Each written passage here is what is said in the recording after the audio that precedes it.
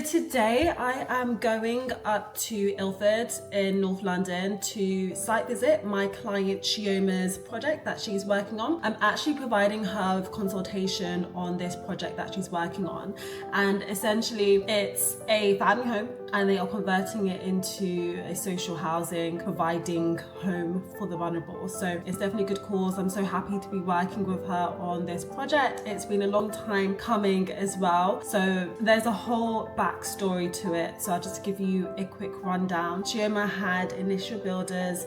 They commenced the work, and you know, some builders, they are very old school. So they don't keep on top of, you know, what they're spending things on, what works have been done. It's just all over the place until it got to the point where, you know, 50,000 plus is being spent, and it's kind of like, wow, the initial budget was 50,000. What's happened? Like, what needs to be done? Why is the budget just being blown out of proportion now? So anyway, there's like a lot of moving parts to this project, especially because it's not just the build aspect, but also the social housing business aspect of it as well. So now we've got a new builder working on the project, which means that progress is being made. The new builders, Chioma, my client, is more familiar with them, having worked with them previously, so that's really good, and they seem to be doing a better, more efficient job. The annoying thing again about using a not so great builder is when you do get a new builder in, you need to pay additional costs to fix the works that were not done correctly. That's what's been done in this case. So I'm about to travel up to Ilford, North London by train. If you know me, I drive, but I don't like driving far places. I prefer to go on the train, relax, send some emails, read some messages, and utilize my time better rather than driving for 2 hours. So train will take about hour and a half, or hour and 10 minutes, sorry. I'll go up there, do a site visit, see how things are going, and just provide some consultation to him as well. So I'm gonna take you along with me, and of course I'm gonna stop by a coffee shop. So the plan is, it's the morning right now, it's actually the weekend, and I'm dressed. So today I'm wearing like a grey, you can see, I don't know if you can, but it's like a grey, it's a grey tailored dress. So yeah, it looks cutesy, I think. So yeah, I'm gonna travel to Ilford. I'm gonna find a local coffee shop to sit down, chill, drink a coffee, send some emails, do some business stuff, and then I'm meeting Chioma at the project around 2 p.m. do a site visit, see how things are going, and yeah, take it from there. So let's go. This room is going to be used as the sensory room for the supported living. Yeah. And it had to be this room because that's pretty much the only window. So it's not, this wouldn't have been suitable as a bedroom. Technically it could be used in terms of permission wise, but Yeah. it's not ideal for someone to be in a room with just this on top. And what does a sensory room mean? So there'll be a few like furnishings, a few like toys, but it's basically someone to come and chill out. Yeah, okay. But it helps, like when you have that in your proposal, it helps to see like a sensory room, you can just come and chill out. Okay, nice. And this is, when you say proposal, this is like your planning application, right? For So this is more now trying to win contracts.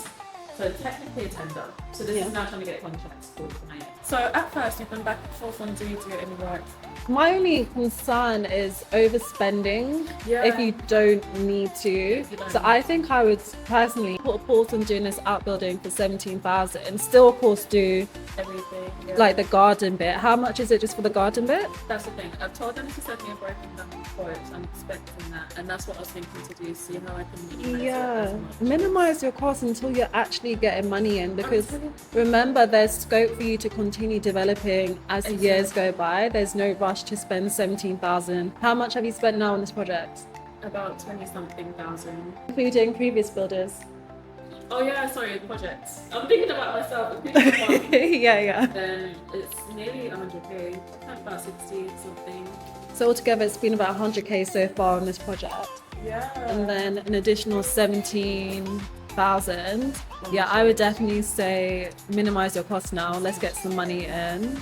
Exactly, and they're doing like typical sales tactics where the price won't be the same in 6 months. Because I was like, okay, what's the difference of doing that now that's doing it in 6 months, a year, when the business is operational, it's going to pay for itself. Yeah, exactly. Even if you decide to do the outbuilding in 6 months, 2 years, or 3 years, the key point is the business will be paying for it, Exactly. not you. Exactly. As you said, you spent 100k on this project already. Let's get the money rolling in. So this room, sorry, what is it? So this will be all open plan. Like kitchen. Yeah, probably the kitchen will be here. This will be a living space. Yeah. So we do have a toilet in here, just a toilet. Yeah. So it's quite a massive room. But this is a bathroom. What was the reason that we decided it should be here? It's because this couldn't be a bedroom because it didn't have like a window that looked exactly. What room is this going to be then? So this is bathroom / wet room, like dressing room. It is a bit random. For this whole room? Yeah. Ah, okay. So we're gonna add something to divide here. I guess there's one person that will be downstairs. Yeah. So that person's winning. With a massive bathroom. This will be a bedroom. This is a nice big bedroom as well. Yeah, this will be a massive bedroom. So this is bedroom 1. Bedroom 1, yes. Okay. I like this space though. It's very big, very open space. You need to think of it because there'll be different vulnerable people here. Yes. They need to have that space for them to move around. So I think, Different needs. yeah, I think it's very nice. There's going to be a bit of work done on this. Yeah. Okay. Are they all shower rooms as well? Say again? Are they all shower rooms? Yeah. Bedroom 2. But we'll see the vision. It's a double bedroom. Yeah, I think it's a really good size. That's bedroom 2. This is bedroom 3. Wow, these bedroom sizes are all very big. This is locked, unfortunately, but there is another room in here. Okay. That's maybe about 2/3 the size of that room. Okay, so this will be the 4th bedroom. Yeah. This would have been another bedroom, but it's too small. It doesn't meet the size requirements. So what would this room be for the business? This is what I was thinking about office. Rooms have we done so far? 4. So this will be the 5th one. 5th one. 5th bedroom. And have a good I size. wasn't 100% sure because of this one. Yeah. This used to be my old room. Ah, I nice. used to always be like this and then go this way. So this is the room. Okay, so 5th bedroom. Nice. That'll be the This 6th is the bedroom. Okay. And this is the bathroom. Oh, this is actually the only one that's not. It's just a shower. It's a shower / bath. Okay, that's good. It's always good to be versatile. Yeah. All right. So there's 3 bathrooms, or more actually. I think there might be even a bit more than 3 bathrooms. So there's 3 bathrooms and then that extra toilet downstairs. Yeah. 3 bedrooms in the middle, Yeah. plus that extra box room. Okay. That will purpose will likely be laundry room. And what's your business goals? So the short-term priorities is remortgaging, Yeah. pulling out the money that's been spent on this, and then getting the applications in. But then the long-term goal was always to be able to offer full-fledged care. Right. So Including if, young adults. Yeah. If the only thing that was kind of, we can just remortgage, we've pulled out the money, Yeah. so we're comfortable in that sense. Yeah. We can go with the business setup in a normal kind of timeline of, okay, we need to be regulated, let's So you're get going to the go policies through like the and procedures. CQC when you say regulated, right? CQC or Ofsted. So Okay. after we have the meetings with the consultants next Yeah. week, that's on Thursday, we're going to just have a meeting and say, decisive, what age group, pros and cons of each. Yeah. The And lady they'll I be got able to from- guide you as well. If they're Yeah. good, they'll definitely be able to support you in and make you make that Aware. decision. Exactly. Is it going to be under 18s or over 18s? Exactly. And I think maybe the reason why you're still indecisive is because there's so much information on the Yes, net. it's overload. So, moving towards younger age group, apparently up to 25, this is based off conversation with Zinniva. And that was the purpose of you and your mum setting Starting this up this as well. university. Yeah, so you definitely, target people And also it's a younger. lot tougher, so it makes sense to start with what's kind of harder, and then it's easier to branch out and say, hey, look, older people as well. Yeah, and I know that although the reason for you and your mum setting up this supported living business isn't for money, it's more so because you know what your brother's been through and the support that you need to provide him. But if we are talking numbers, what are the numbers looking like in terms of your income? It depends on what care package you get. So let's say absolute best case scenario, and this is actually quite unlikely. So let's say 6 bedrooms are filled up with individuals that need round-the-clock care, so 24/7 care. Then the rates are £20 an hour for Redbridge. That would work out to 70k. So that's best case scenario. That's again 6 rooms filled up with individuals that need round-the-clock care. Worst case scenario is you get one care package for one individual that might need like 1 hour with someone popping in per week. That's £20. And what's that in like a month? Times 4. We'll get the calculator out, but it's not as much as £70,000. That again is very unlikely, and you would reject that because obviously you get a referral, you get, hey, can you take this on, and then you just see that it's not feasible. So from the initial kind of guides that I've seen from people in this space is you accept the first care package that you accept is one that's going to take care of basically all the finances for the house in 1 week's worth of pay for the individual. So in that case, the 3 weeks extra for the month is whatever you can use to grow the business, support the business. And 2 things. For the care package, when you say care package, is that for one person, or is that, okay, so you need to keep tendering for contracts until your house is filled up? Exactly. Right.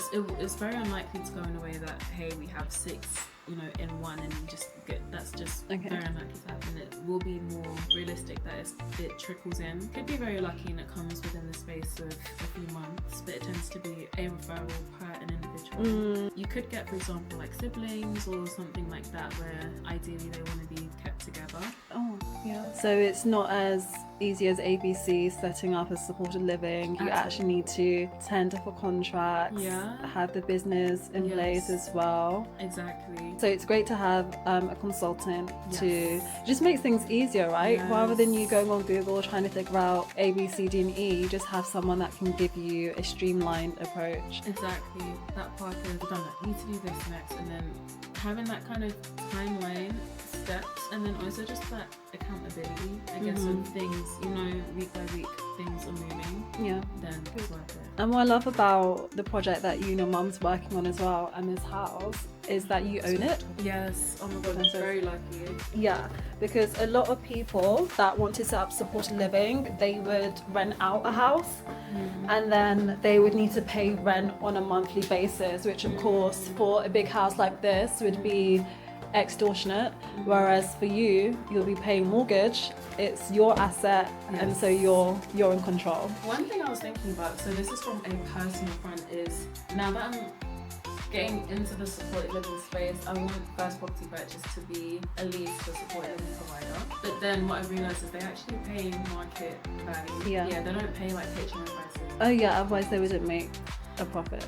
So as much as they would still make a healthy but not one, as much. But not as much. Exactly. They cover everything in terms of maintenance, any issues with the property, because as a landlord, once you've leased it to a supported living provider, that's it. You're not involved in the more. Some contracts don't even allow you to come and like visit the property. There's vulnerable people. But in this case you're the provider and also the house owner, so you're everything. It's good. I'm happy to be working with you on this project as well. How have you found working with Fontaine Real Estate? It has been extremely helpful. I'm trying to think about how things were before you got on board. So you got involved at a stage where we'd had builders, so there was a whole period of time where we transitioned the current builders that we're working with. But having you on board like week to week, you've helped with a lot of the research with, for example, helping compare. You did market research for Airbnb, like how much prices would be for Ilford, how much potentially we'd be earning each month versus high-level supported living quotes. It's kept me up to scratch, and then having an expert, just someone in the field that you know what you're doing, it's helped a lot. Amazing, I love that. Okay, cool.